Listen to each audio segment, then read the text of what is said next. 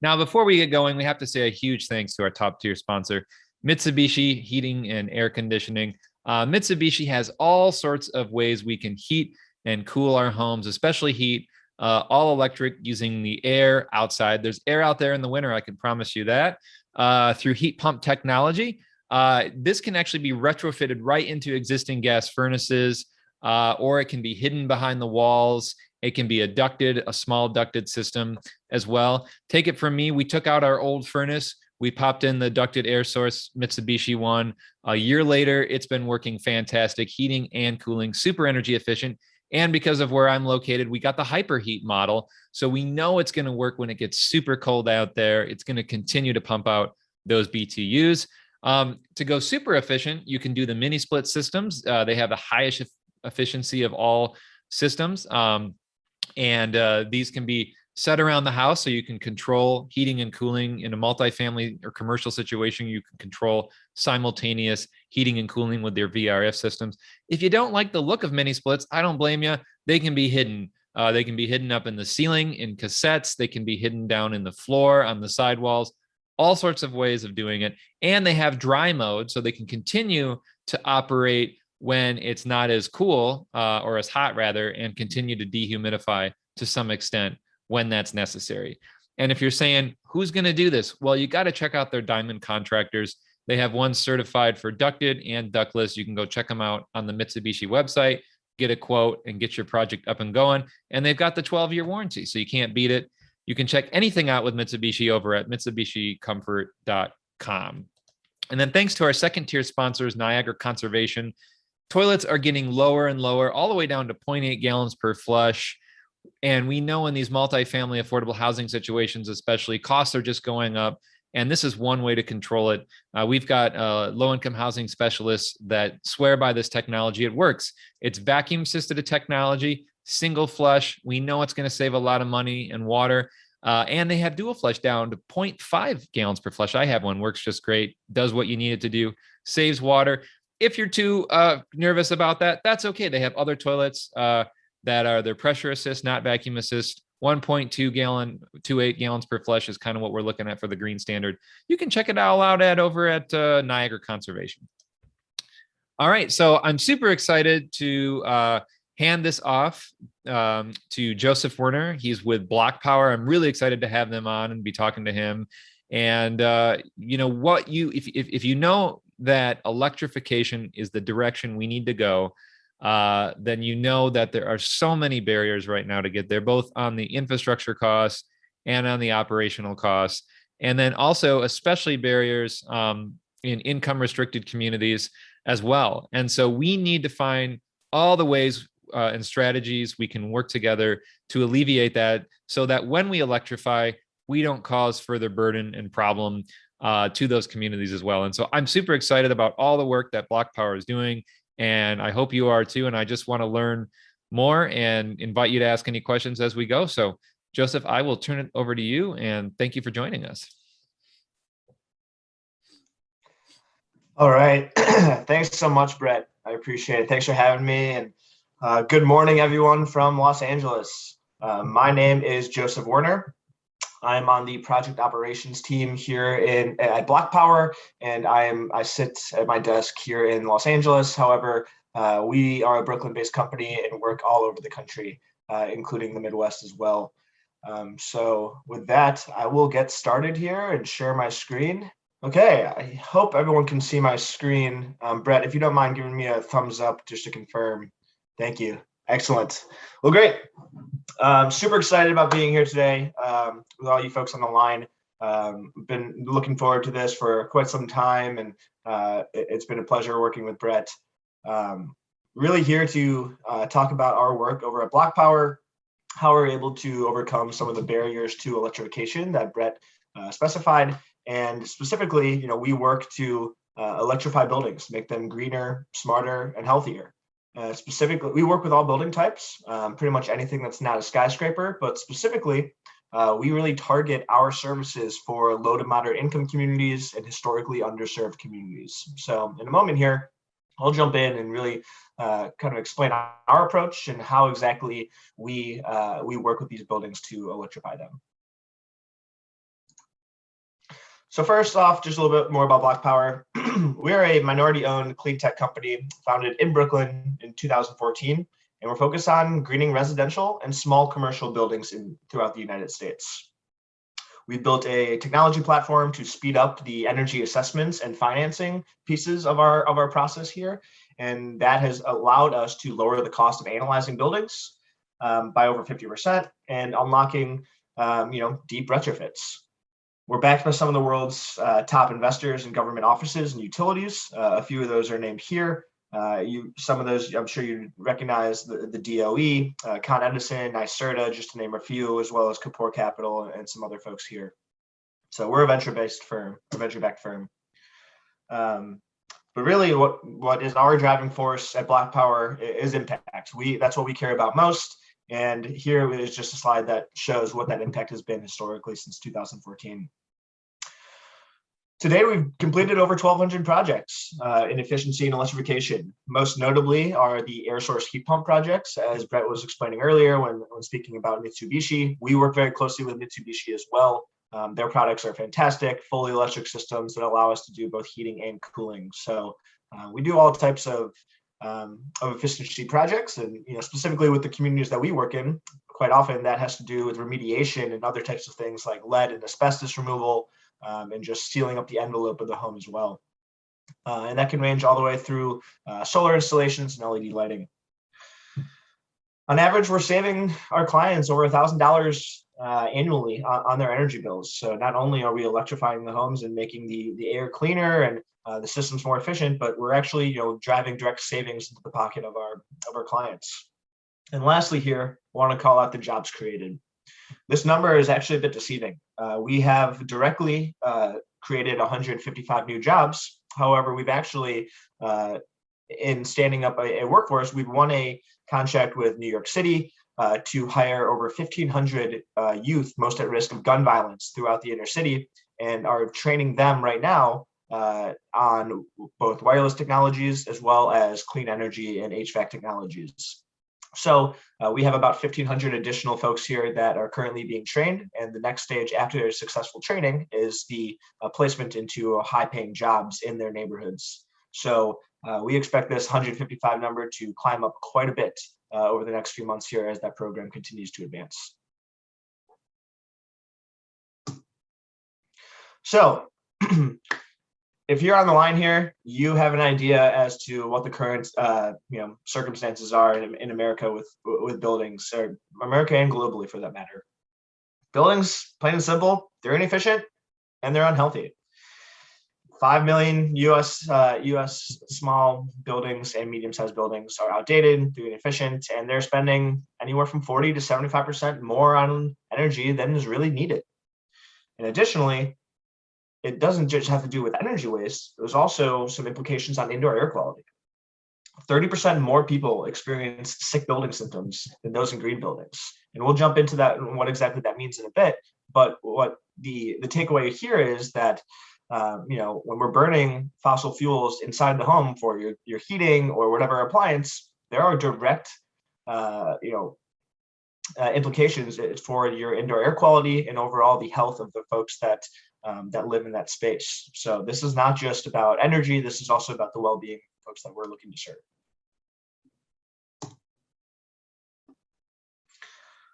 So upgrading a building, it is not an easy process, as I'm sure most of you are aware. And there can be anywhere from 6 to 12 parties involved. It's a very convoluted space. There's so many moving pieces. How do we manage everything, right? So engineering, we have to make sure that we're working with the engineering folks to get the designs appropriate for the size system that we need to serve the space. So the engineering is quite a bit involved.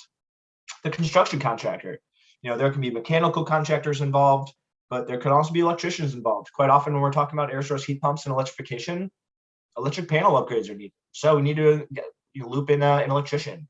Then when we're patching and painting and going into the walls of these homes, we're also probably going to need a general contractor. So right then and there, just contractors alone, we're already talking about 3. Added plumbing and other types of folks that need to be involved, that can add up very quickly. And all of a sudden you're on a call with tons of different contractors with competing priorities, and it's just a lot to manage. Now, the equipment purchase, you can be working with maybe it's Mitsubishi, maybe it's some of the other large manufacturers of this type of equipment. But you got to work with manufacturers and their distribution networks as well. So, those are additional stakeholders that are involved in this process. And then there's lenders and investors. Who is putting up the capital to finance these projects? And then lastly here, both on the utility side as well as the government, there are incentives to apply for, because we don't want to leave any free money out on the table. And part of your monthly electric bill goes toward financing these incentive programs. So we want to make sure that folks are really taking advantage of these programs. And additionally, permitting, whatever hoops that the city or the utility is making you jump through, we got to make sure that we're doing this legally and doing it properly. So we have to jump through all the hoops with permitting, and that can be a long process as well that requires a lot of back and forth with those stakeholders. So really, as you can see here from this web, it's complicated. It's not easy. This is not a straightforward process. These projects are very involved and have lots of stakeholders with competing priorities. And that can be a lot to manage, especially for a homeowner in a low to moderate income community that doesn't necessarily have the foundation of knowledge on energy systems and mechanical HVAC and things like that. So really, we found that folks are looking for someone to make this easier. It's messy, it's fragmented, and what that results in is a hike or a spike in project costs. As you can see here, this drives up costs, reducing the profitability, and prevents 5 million small and medium buildings from upgrading. We see costs that are around 80% higher than what they need to be due to all these different stakeholders involved. So BlocPower, we've developed a solution. We see ourselves as a one-stop shop. We have tried to make this process as simple as possible for folks by making our service entirely turnkey in nature. So going back to that slide with all these stakeholders, we try to be that one throat to choke, as I jokingly like to say, but really, just one point of contact to manage all of these. Because if you can have just one individual to project manage all of this, it really provides an ease of mind for the homeowner. And that's exactly what we look to do here. We also have our own machine learning software that allows us to work with cities at an enterprise level to say, hey, this is what your city looks like by leveraging your data. This is what the city looks like. These are the buildings that are most in need of electrification upgrades, or just efficiency retrofits. So first, we'll use our software to target buildings. We'll then use our intake software to generate leads that come our way. From there, we can use the software to analyze the buildings to see where exactly these measures should be taken. We'll finance the projects, we'll install the projects, and ultimately we will ensure the performance. And really, what I want to call out here is our zero down financing. It's a financial offering to eliminate the upfront cost. We keep talking about what these barriers are, and the barrier that I just touched on quite a bit is all the moving pieces, and what all those moving pieces result in is those high upfront costs. And then when we talk about communities that BlocPower aims to serve, those are the low to moderate income communities. Those are the communities that typically don't have the capital on hand. So we've developed a financing mechanism to remove that barrier entirely. It's a zero down lease offer for these clean technologies. So what are the challenges that these building owners are facing? Well, as we discussed, lots of moving pieces, 6 to 12 experts that need to come in, give their 2 cents, and have some skin in the game. But they also, and the result of that is requiring huge amounts of capital to complete and have long-term horizons in terms of the return on investment. And lastly here, which I think is really important to call out, and Brett touched on it a little bit, is a lack of knowledge. Air source heat pumps have not been around for very long. They are a very new technology, and it requires market education, both on the side of the consumer, the homeowner that is installing these technologies, but we even find that some contractors out there need education on what air source heat pumps technologies are. I couldn't tell you the number of times we've sent a contractor out to site in the new market when we're trying to establish a new relationship with the contractor, and we've sent someone out to site saying, hey, we need to generate a quote for an air source heat pump. We want to rip out the gas infrastructure and fully electrify the building. And the contractor might come back to me with a hybrid system that's both gas and electric. And clearly there is, a misalignment or a misunderstanding in terms of what our priorities are. So we need to both educate the consumer on the benefits from both a energy as well as indoor air quality health perspective, and then also educate the folks doing these installations so that more folks can have that ability to install fully electric systems. I think we have a few questions here.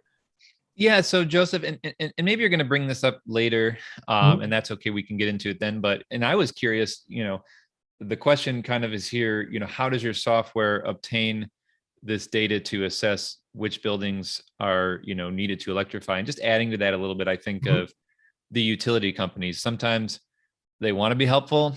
Sometimes they don't. Sometimes they're just, they're just too busy, right? I mean, it's not that they do or don't. So does it rely on being able to also not just partner with the cities, but some of these mega utilities who span cities and states? Or can you just speak to that a little bit? That's exactly right. Yeah, that's a great question. So first and foremost, we get approached and we will approach cities that want to electrify or improve the energy performance of their buildings. So we'll work with cities that they're willing to share data that way. We also have relationships with some of the largest utilities that span those geos, as you mentioned, Brett. So we have abilities to share data or get data from both municipalities and cities as well as utilities. And then I also see here portfolio manager. We don't typically rely on Energy Star Portfolio Manager for our data. However, when we're working with an individual homeowner, we will ask them for their recent 12 to 24 months of utility bills so that so that we can get a good understanding with our engineering resources as to what their baseline is and how we can improve their performance to save them energy as well as on their monthly bills, and to have that line up well with our lease payments that I'll get into in a moment here. And then I see one more. Yeah, so scaling down a little bit, are you familiar with low-income housing tax credit projects? A bit. Okay. So anyone who's not familiar, basically every state, mostly all the states, have funds, and especially now, I think they were just boosted recently, thankfully, to help establish 100%, 80% area and median income types of projects where they're tough to finance, right? And a lot of them have sustainability and green requirements. So have you all been involved in sort of assisting those projects meet those goals? We have. Absolutely.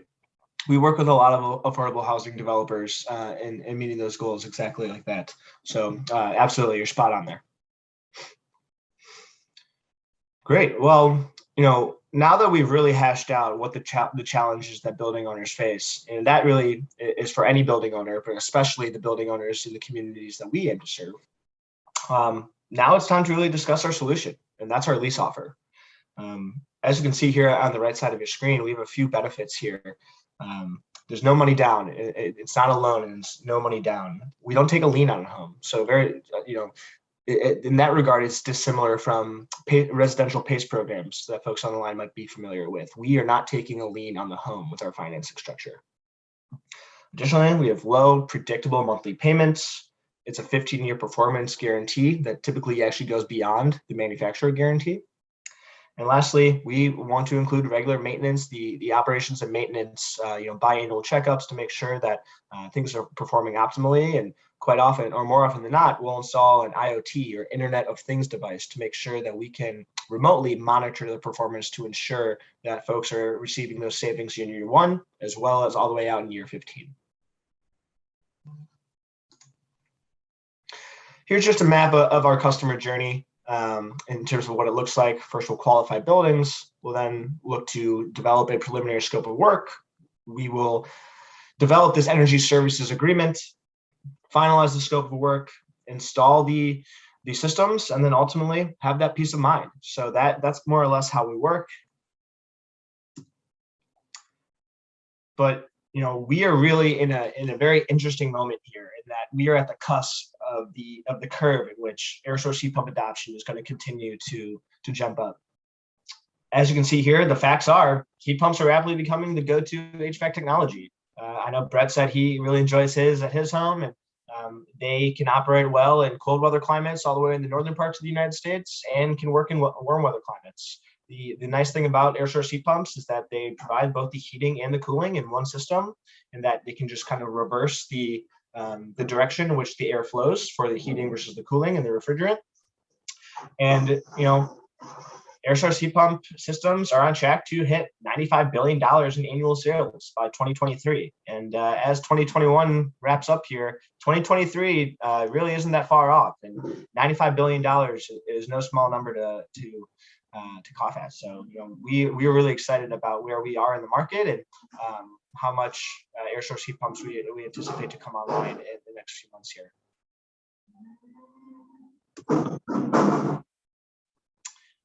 So, what are some of these benefits in air source heat pumps? Well, we've called out a few. There's a heightened level of building comfort in that you have one system that can provide the heating and the cooling. There are lower operating costs. And then additionally, because we're reducing the overall cost, we're increasing the building's value. So those are the big three here. The one I really want to call out is actually down here in building level comfort. And no combustion heating means that there's cleaner air and lower asthma rates for the entire community. BlocPower, we actually started our work right in the Bronx in New York. And in the Bronx, quite often they're actually burning fuel oil, not even natural gas, but fuel oil right in their homes. And it is no coincidence that the Bronx has the #1 asthma rate in the country. And that's because of these systems in their homes. So you can think of whether it's using a gas stove or firing up your gas furnace. There are fossil fuels being burned in the home, and that results in significant indoor air quality issues, as I alluded to earlier. So not only are we laser focused on efficiency and electrification and reducing operating costs, utility costs on that end, we're also really focused on indoor air quality and the actual the health of the folks that we're working with. Before I jump into the next slide, I just want to tackle a few questions here. So for cities in Clean Action Plan, which obviously must install heat pumps, could you do pilot? Yeah, it looked like some of the questions here might have been more relevant to some of the stuff you'll discuss at the end. So I was happy to wait. Okay. So, yep. Gotcha. All right, we'll press on. Thanks, everyone. Appreciate the questions. Keep them coming in. So next two slides here, I want to call out two case studies that really showcase our ability to work in two of the asset classes that we work in most commonly. As I mentioned earlier, we really are able to work in any buildings that are not skyscrapers. So in light commercial, we actually focus on houses of worship. And then additionally, our bread and butter is really multifamily and residential homes. But first, I want to tackle this one, which is houses of worship. As I mentioned earlier, our target communities are low-income communities, quite often underserved communities.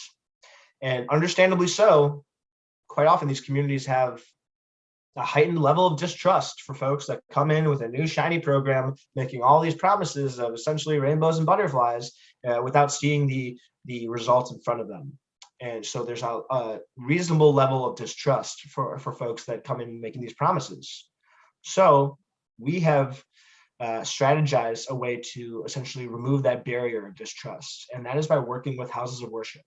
Houses of worship, very similar to the communities that we're working in, quite often have really outdated systems. I know in my own house of worship, it seems like some of the HVAC services are from the Stone Age. It's really, you can tell that the investment has not been there for the last few decades. So a lot of opportunity for us to go in and electrify houses of worship. But not only is that a good, does that provide ability for us to make an impact directly on that building that we're working in, but houses of worship, what do they represent in these communities? The after school programs, the, just the community fostering and, services that they provide allows us to really tap into those communities and work with buildings that are ingrained and entrusted by the community. So if we can electrify a church in the Bronx, for example, then we can share with the congregants all the different benefits of the indoor air quality and the reduced utility bills. So then folks have an easier time saying, oh, well, maybe I should electrify my home too. Look how well it went for this church here. So houses of worship are really a specialty of ours, in that we try to work with houses of worship across the country. This one here, St. Bartholomew's Episcopal, is located in White Plains, New York. And we were able to convert the oil boiler into air source heat pumps. And as you can see on the bottom right here, it's a pretty significant impact. There's $8,500 in annual savings and 70% reduction in GHG emissions. So we're pretty proud of that. And that allowed us to get into that community. This isn't necessarily one of the low to moderate income communities that we typically work in, but that allowed us just to continue to gain trust in this community and get additional work there to continue electrifying buildings in the surrounding area. Now, more of our bread and butter is really residential. We have the ability to work in single family homes all the way up to massive multifamily buildings. Some of the largest multifamily buildings that we work in are actually also in New York City. We work with the New York City Housing Authority, or NYCHA, and they have buildings of thousands of tenants that we work in to electrify those systems as well. So residential properties are really our bread and butter. And as you can see here, this is a typical building that we work in. So again, another New York example. This is a multifamily 8-unit walk-up in Brooklyn. And what we were able to do for about $140,000, we both installed solar panels and we're able to install 6 air source heat pumps using our lease offer. So we leased out this equipment, we lowered the utility costs, and we made sure that our monthly payments that the client is paying us is actually less than the benefits they're receiving on their utility bills. So jumping a bit more into the weeds of what this lease offer is, and the no lien. And I saw there was a question here, no lien, what happens if someone stops paying bills after a couple of years? We are not in the business of turning systems off, especially in communities that really need heating and cooling, but we do retain ownership of the asset. So if there is a breach in the contract, we would settle that directly with the client. If there is a lower rate in which they are willing to pay, we can work something out. We can extend the lifetime of the contract. We can get pretty creative here, as we do have relatively cheap cost of capital and flexible financing terms. But we are very much not in the business of ripping equipment out and packing our bags and getting out of there. So when folks can't afford the monthly payments, which doesn't really happen often because we already make them very affordable, it's really just a matter of a conversation directly with the homeowner. So as we mentioned here, flexible financing. I think that tees up nicely what the next slide is going to touch on. These are the lease payments that we have. We touched on some of these benefits here, the no money down, no lien on the home, 15-year performance guarantee, but we're very flexible. As I mentioned, we work with low to moderate income communities, and in providing a $0 lease offer, we remove that barrier of the upfront cost. That being said, we won't say no to anybody. We'll work with a wealthy single-family homeowner here in Southern California that is fortunate enough to have the capital on hand to purchase the equipment outright. So at the bottom here, you can see that they've put 100% of the money down, and they don't have the monthly lease payments, and they just get to enjoy these monthly savings each month. That's quite all right. We have the ability to do so. We also fall on the other end of that spectrum where folks are putting zero money down and paying the lease monthly payment here, about $5,000, and also enjoying $400 in savings per month. We don't need to be on either one side of that spectrum. We can come meet in the middle as well. Here we have a portion down where folks can, if they have some capital on hand where they want to buy down their monthly payment, lease payments, they can do that as well. Takeaway here is that we have a cheap cost of capital from our financiers that allow us to be flexible in the terms that we are making with the client. And we also are very much working hand in hand with our clients to understand what their financial situation is and how we can best work together to find a solution and find the right financing terms that work best for them. You ready to get started? I'd be remiss if I didn't include a link here with our building intake survey. This allows you to go to our website and essentially take a 3 to 5 minute survey that asks for some high level information on the energy systems currently in your home. And this allows us to set up a conversation, get a better understanding of what the heating and cooling needs are in your home and what the broader energy needs are in your home. Start a conversation, and if there is a fit to work together, we will go off to the races and start managing the project soup to nuts. So as I mentioned, there's 6 to 12 parties that are involved in a typical electrification project. That is something that we will handle all in-house, and BlocPower will be the one system here, or excuse me, the one point of contact in completing these projects.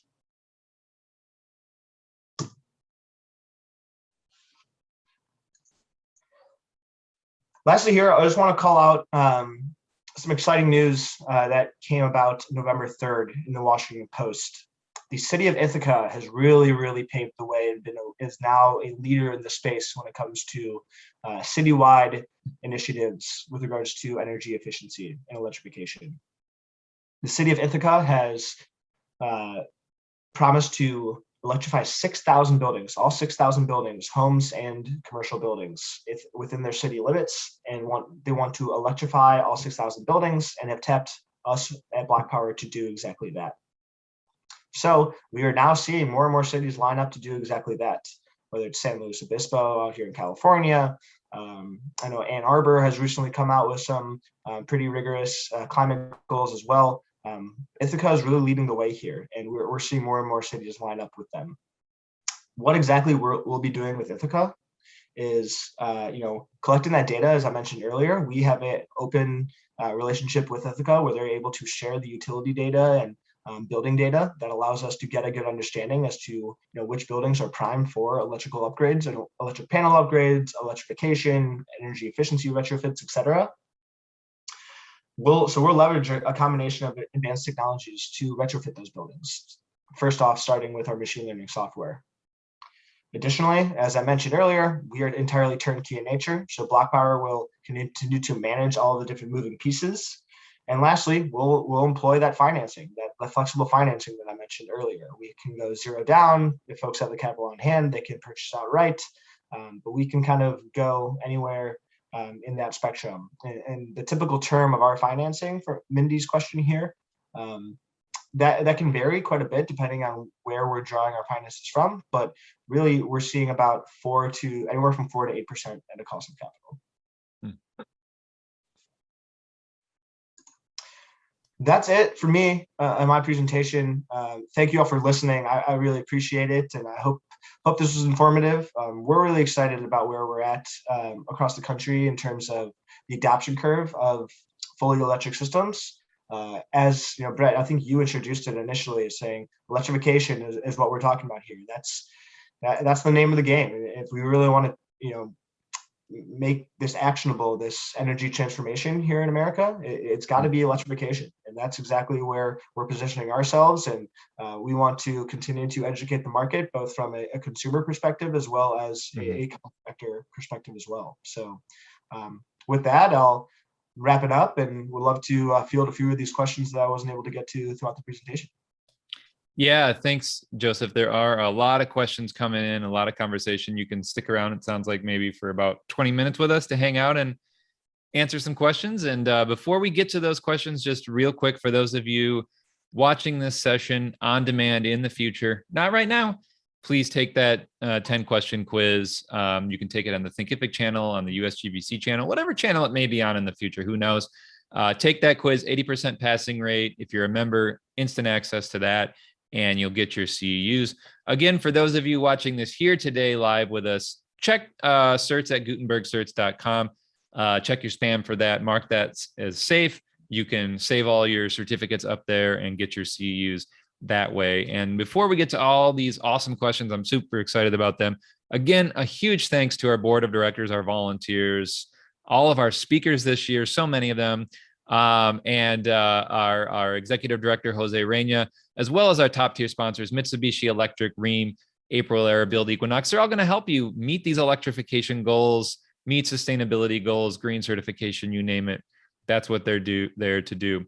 So I see you see a lot of the questions, which is great, Joseph. Sometimes speakers see them and sometimes they just have no clue. So I'm glad you can see them and get some context. I want to try to merge. There's a lot going on there. I've been kind of taking some notes.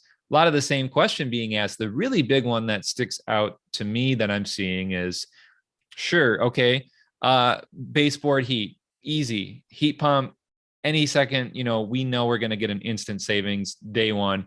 Oil fired, especially in the Northeast where you're all doing, not where you are, but where you have a lot of projects, that's usually an easy one. Propane out in the rural areas where I'm at, Michigan is actually the #1 propane user in the country. At least they were. Things are different now in the last year. Of course, it's a whole new world, but I assume we're still pretty high. So we all know that is easy, but everyone's asking right now, and I know it's not fair, but we've got subsidized natural gas, right? And the cost is just so low. It's questionable whether that's the real price with everything going on, but that's what it is. And so it's just so hard to make the case for this. Are you all getting involved or trying to solve that issue where there might be a concern that if someone electrifies, especially in cold weather places, going from gas to electric, even if they've got the most efficient systems, they may be still paying more. And that may be okay for some people, but not for a lot of people, in especially low income situations. So what can you speak to me about, that concern or how you're addressing it? Or maybe you're not, and that's okay. I just want to put that one out there. So that is a fantastic question and something we grapple with every single day. Personally, I'm born and raised in Milwaukee, Wisconsin, and BlocPower, we do have projects in Milwaukee. And the unfortunate situation in Milwaukee is that in the Midwest, relatively, electricity is pretty darn expensive in Wisconsin, and gas is not. So in doing these projects, we anticipate those economics to continue to shift. But really, we rely very heavily on the fact that although electricity is expensive, these air source heat pumps are highly efficient and continue to get more and more efficient each day. So there are still savings to be had. Additionally, BlocPower, what we do in managing those different incentives out there, we are both working with local utilities as well as municipalities to making sure we are not leaving any money on the table for incentives. So we will make sure that we are scouring the ends of the earth to find those incentive dollars to continue to improve the economics of these projects. We aim to price our lease payments to fall to equal or less than the monthly savings that we're seeing out there when we are doing our engineering analysis and energy modeling. And additionally, we are consistently looking for grant opportunities. We have won grants all over the country to do our work. And by leveraging those funds awarded to us in those grants, we are applying those to individual projects to continue to drive down those project costs. So those are just some of the ways in which we are, working to kind of get over that barrier of, high electric costs and cheap gas. Additionally, one thing that is a driver in these project costs is just the labor, right? One aspect of our service is actually workforce development. I believe I mentioned this earlier when we were talking about the jobs that we've created. In New York alone, we are hiring over 1,500 youth at risk of gun violence to get them a well-paying and good job, but also to continue to uplift these communities. But also that allows us to continue driving down the labor costs. So it's a win-win, if you will, in that folks are being trained into a new competency, and also allows us to improve our economics by using this labor force that we've stood up and is more affordable than some of the existing labor out there with the contractors or unions or whatever we're already working in. So there's a lot you said there that I want to kind of go into some different directions instead of like picking which one, and there's a lot of them are relevant to some questions here, but I want to go back to one where you had mentioned the trying to hit the sort of the savings, right? That's like I think that's really the only way we can ever do this, right? Is we've got to pay, what you're saving in utility bills. Otherwise, the majority of people in our country and planet just can't do this, right? If you can save $100 a month, that has to be the payment. And, maybe a little bit more. You can pay for some health upgrades. There's value, or there's intangible value to health, right? Absolutely. That has value. And I think, well, and it just depends on where you're at. But so given that, how much do you go back and verify? We all hear it, energy modeling, depending on what model you use and how well you do it, it can be all over the place. And, sometimes people want perfectionism, right? They don't want an energy model unless it's 100% perfect, which good luck. But for those who are okay with 80% or 90% or whatever, but how close are you getting to seeing how accurate you are to make sure that these payments, are on track to meeting what the savings are? Yeah, that's a really good question. And I think first and foremost, I would say that we don't want to let perfect be the enemy of good. Mm-hmm. We energy modeling is, tons of different firms are out there doing their own energy modeling and trying to get as accurate as possible, but there's no such thing as perfect on that front. But we are seeing, especially in some of the markets that we're currently operating in, or we're really scaling the business, like New York and in California specifically, we're seeing that our projections are pretty darn close to the actual performance. In the Midwest, we're seeing, good performance as well. But there's no such thing as perfect in this field, and we continue to collect data each day to make sure that our projections are matching the performance, and continuing to make sure that our monthly lease payments are at or around the number at which they're saving. Additionally, BlocPower, we have found ourselves willing to lose a little bit of money on some projects because we don't want to put folks in these low-income communities out. So we have the ability to, loosen up some of our grip a little bit with the economics, and still just continue to get projects done, because at the end of the day, that's what we care about, is getting projects done. And if we can still get, our board and investors on board with that, they see the value in continuing to scale this business. So there are instances in which we are not coming out on top, but we are still making sure that we're passing those savings along to the client and not taking that for ourselves.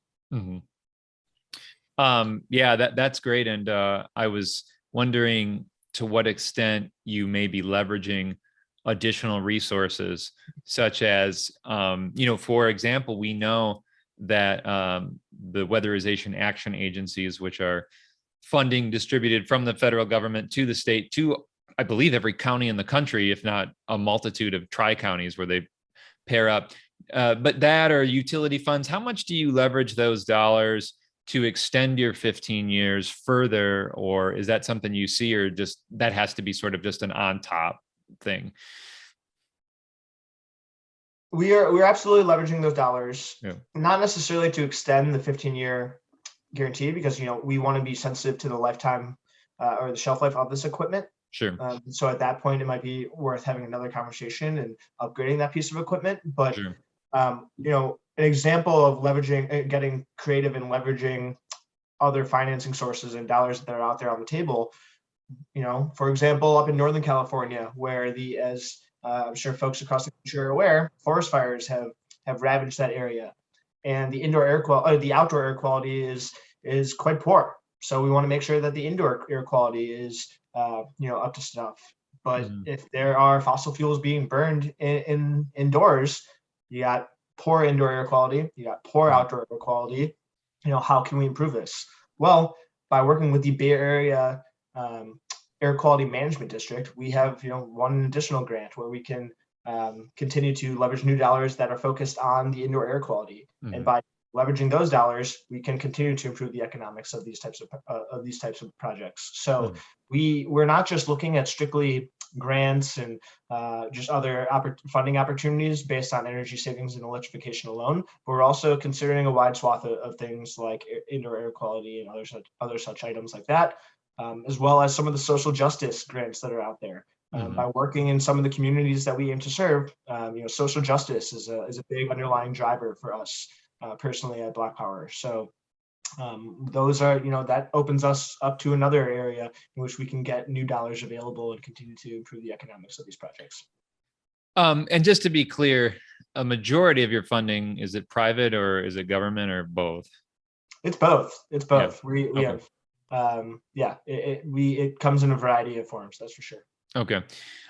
So going back to some of the technology, we know that, and especially in the case where you've got to get those energy costs down, we know that solar power can be one way to chip away and justify electrification, because in many cases, sometimes depending on your utility, you're not even allowed to use solar to buy down gas, for example. Like if you had a gas bill of $500 in the winter and you put on 50 solar panels, it would never buy that down, right? That's just one example where we experience that in like Dualfuel, where you've got one utility running one and the other. But anyway, you mentioned solar. So in what cases do you actually use solar to actually justify those electric rates and get the cost down? Yeah, so obviously each state is different with regards to some of the regulations and net metering and things like that. Mm. So we're certainly sensitive to that. But we also find it, we'd be remiss if we talk about electrification and don't mention both solar and storage. Mm. It does not always pencil, given some of the market regulations and other factors that come into this. It doesn't always pencil with regards to where solar can be installed, but we are actively considering solar on just about all of our projects. It can be directly residential solar right up on the roof, or community solar. The majority of our work out east in the New York tri-state is actually community solar. So employing that methodology is a way to incorporate solar into the mix while not necessarily slapping an array up on the roof. Right, right. And then getting to another technology, we know that there has been and we've seen it growing, dual fuel options, where in those cases you've got, again, people concerned about costs, so they can use their gas system when it gets really cold. Sometimes it kicks in at 30 degrees, 20 degrees, you name it. There's all sorts of strategies. And now we even have manufacturers launching these systems where you can take an old gas furnace and pair it with a new heat pump. And so stay tuned, everyone, for February. We're going to be doing a big webinar on that, and that's going to be real exciting. But anyway, is that not something that's part, like, do you disclude that, or is that something that can be part of the conversation, whether it be new gas infrastructure or existing utilizing with heat pump? And especially a lot of people were really concerned, when there's an outage, right? And especially a winter outage, obviously we can say, look, when there's an outage, you lose all your power. So you're not going to get your blower fan, even on your gas furnace. That's worthless too. But a good pushback to that is, well, sure, I've got my natural gas, backup power supply, which, would certainly beat a battery. No, I mean, just to be honest, in a cold climate. So people could argue and say, look, that's going to continue to blow that small furnace motor. It's, it's a good argument. And so are you allowed in your program to work with these dual fuel systems, or are those just like completely excluded? We don't typically suggest dual fuel systems. However, there are markets that we work in where gas backups are a requirement. The entire state of Wisconsin, gas backup heating is required. So, oh wow, in those instances, especially in our work in Wisconsin, we are not ripping out the fossil fuel infrastructure. We are keeping it in, and we are making the heat pump the primary source of heating and cooling. And then beyond a certain threshold of low temperature, that's when the gas might kick in, or only if there is in dire circumstances. But working with some of our manufacturers like Mitsubishi and others, they keep advancing where those thresholds are. They can get down to like negative 15 degrees, I believe. So, I know for those from Wisconsin, it can certainly get colder than negative 15, right? which is not fun for anybody. But we don't typically suggest dual fuel. However, we will act accordingly to local mandates or whatever it is to make sure that we're checking the right boxes and jumping through the right hoops there. But when we're possible, we are all in on electrification. That's what we see the future as. So I think I mentioned earlier that, we've sent someone out to, it was a site here in California, and they came back with a dual fuel option, and we rejected that and said, no, we want to be all in on electrification. So we really focus on that, but in circumstances where maintaining gas infrastructure is required, we'll certainly do so. So all in on electrification, and the heating side and the concern there, that's certainly one thing. But I think we all know, or hopefully everyone knows, or if you don't know, now you know, that it's the cooking, right? It's people just, there's a culture to it. I don't quite understand it because I'm fine with cooking with a regular electric stove, but I get, and I empathize that there is this culture, maybe this even misunderstanding about electric cooking. So how do you overcome that? Do you help overcome that? Is there education? Is there awareness, training? Or is it you're like, hey, we don't come in until someone else has solved that issue? Yeah, that cooking is another monster. That's for sure. I personally, I'm a big cook and I love my gas stove, but Right. I also understand that induction is going to be the way of the future. And if I was a homeowner, I would be putting in induction. I think that market education comes into this as well, and that quite often when people think about electric stoves, they might be thinking about the electric coils that are kind of the older style electric stove tops that simply aren't as nearly as efficient or as functional as some of the newer induction stove tops that they're releasing out there. So I would say market education is a driving factor in that. And one thing, again, we're getting creative and working with some strategic partners on mapping the indoor air quality when the stove is on, and taking data that way, and really getting, sharing that data and saying, hey, you're cooking for those 45 minutes on the stovetop. This is what it's doing to the air that you're breathing in. Yeah, it's a good point to bring up the health aspect and being able to show that off. So we talked a lot about the use of air source heat pumps, but we of course know long before air source, the way to electrify and even get to net zero, which is or zero carbon, used to be ground source, right? That was the way to go. That was really all we had available, especially in the colder climates. And so again, to ask that question, same question we asked about dual fuel, is how much do you get involved or work with ground source where it might make sense or not make sense, or are you strictly focused on the air source side of things?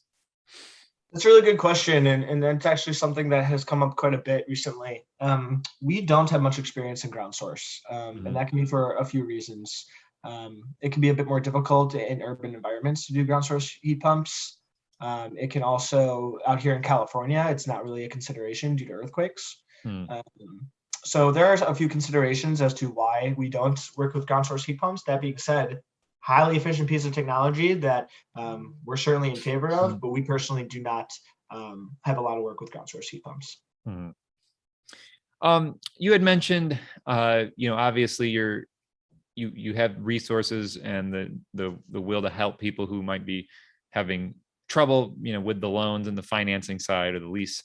And I think a couple people caught on the fact that you didn't put a lien on the project, which I know is sort of, I won't say it here, but I know that that has caused a lot of other issues in this world of financing for certain other programs, especially in residential. So with that being said, clearly that's good news. But, people are just kind of asking, so then, okay, there's no lien. What happens then? What is the recourse? Does it turn into a personal loan? Is there anything you can share about that? Yeah, those are good questions. And I spent a lot of time earlier in my career working at Pace, Pace Financing. Okay, we'll go ahead and say it then. Yeah. I really enjoy Pace's model, and I really believe in it, especially from a commercial standpoint of the commercial Pace programs. But unfortunately, there have been some predatory practices with folks that are leveraging the Pace model in the residential space, and it's resulted in folks losing their homes. That is something that we obviously want to avoid. We take no lien on the home. We do, as I mentioned earlier, have the ability to, we retain ownership of the asset based on our model. So we do have the ability to shut it off. That is not something we have ever done in our history. Right. So I really don't have a good answer on that in terms of what the recourse is. We have we approach our financing terms or our lease model in very collaborative nature, so that our clients actually have a lot of input in that process and when we're developing it, to make sure that they are comfortable with it. One thing that also sets us apart from typical loans is that we don't have a hard threshold in terms of like a credit score that with folks that we're willing to work with. We have a broader conversation and really get to a good understanding as to what level of comfort they have with certain price points, and can move forward that way. We don't have any experience with someone not being able to pay the monthly payments with us, and if they aren't able to, or they have concerns about it, they've raised it proactively, and we've been able to work through that. So I don't have a perfect answer for you there, but if folks are more curious on the no lien and want to ask more, I'd be happy to set up some time and continue to have this discussion and loop in some other teammates that touch that aspect of our service a bit more closely than I do. Yeah, absolutely. And on the note of the 15 years, hoping that the infrastructure is still working, what happens then? Does it become owned by the owner of the project? After those 15 years, the building owner has the ability, I believe, to purchase the equipment for like $1. So we make it very easy to transfer ownership onto the owner. Great. And then what do you usually find as far as like costs or barriers on just the electric panel alone for these kinds of things in the projects? I'm sure it's all over the place, but I mean, does sometimes it place the project out of the ability to do these kinds of things? No, I don't think it necessarily pushes it over the edge. But more often than not, we are seeing electrical panel upgrades being part of the process. I don't necessarily think that is something that is making these projects no longer feasible, but that is something that we are seeing more and more every day, and something that we're baking in more often than not in our process. Well, Joseph, I know you got to get going. I know there's been a lot of great conversation and dialogue, but if people have further questions or want to learn more, where can they contact you or go to learn more about BlocPower? Yeah, please. I welcome any additional questions, and I know we only had limited time together today, so we'd love to continue to answer more questions.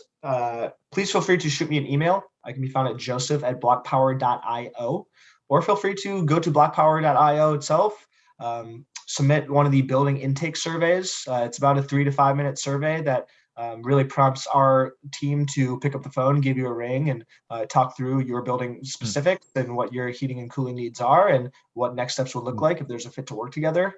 And additionally, we're always speaking at things like this, and I would encourage folks to both reach out to myself or my colleague Valerie here. We'd be happy to let you know about some of the other events that we have coming down the pike. And Brett, would love to continue working with the Green Home Institute and seeing where there might be future opportunities to collaborate together. And welcome all folks to reach out and continue to have these conversations, because it really invigorates me and energizes me to continue having these conversations. And like I said, market adoption, market education, and getting folks all on the same page is really what we see as key for moving this industry forward and ultimately executing on this energy transformation with regards to electrification. Yeah, absolutely. And we'll make a point to have you all out for your midway update on Ithaca in 2025 and do a final webinar in 2031. So let's plan on having you all back for that. So, sounds good. Joseph Werner, BlocPower, thank you so much for joining us and all the great work you're doing. And take care, everyone. Have a good rest of your week. Goodbye. Thanks. Be sure to check out all of our courses available online that you can watch anytime and anywhere to pick up your CEUs. Before you go, make sure to subscribe to us on YouTube to get weekly updates and stay up to date on green building science courses, webinars, and home tours. Thanks again.